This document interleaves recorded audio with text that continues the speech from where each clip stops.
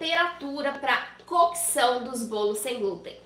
Essa dúvida é em relação a qual temperatura nós podemos utilizar para assar a maior parte dos tipos de bolos sem glúten, tá? Então, quando a gente trabalha com bolos sem glúten, a maior parte deles a gente consegue assar a uma temperatura de 180 graus, né? A maior parte das receitas de bolos. Quais são as diferenças? Por exemplo, quando a gente está trabalhando com um bolo colorido, o Red Velvet, né?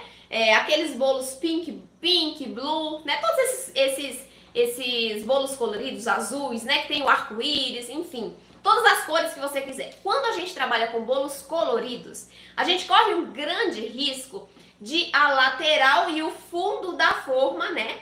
Dourarem o seu bolo. Então, o seu bolo vai ficar com as laterais e o fundo marrons. Quem já teve esse resultado? Coloca aí pra mim no chat. Quem já fez um bolo colorido e quando retirou ele da forma, ele estava marrom na lateral e no fundo?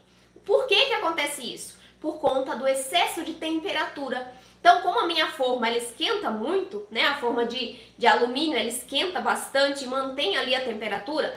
Quando eu tenho esse excesso de temperatura em contato com a minha massa colorida, ela vai deixar marrom, né? Tanto as laterais quanto o fundo do seu bolo. Então, para essas massas coloridas, o ideal é você assar a uma temperatura menor. Então, eu asso a 160 graus. Tá? Eu baixo ali 20 graus na temperatura geral que a gente usa para bolos, por causa desse problema que pode causar nos bolos coloridos, tá? Então, quando você for fazer esse bolo colorido, você reduza a temperatura. Em geral, a gente usa 180, só que o tempo é que pode variar. Por exemplo, se a gente está fazendo um bolo de milho cremoso, esse bolo de milho ele tem a massa bem mais cremosa, bem mais úmida do que as massas em geral dos demais tipos de bolos, concorda? Então, eu preciso deixar esse bolo assando por mais tempo dentro do forno para que eu consiga fazer com que esse líquido seja todo absorvido, seja evaporado também corretamente, porque se eu tiro na temperatura, eu coloco a 180, mas se eu tiro a 40 minutos, por exemplo, eu posso ter um bolo que fica cru no centro.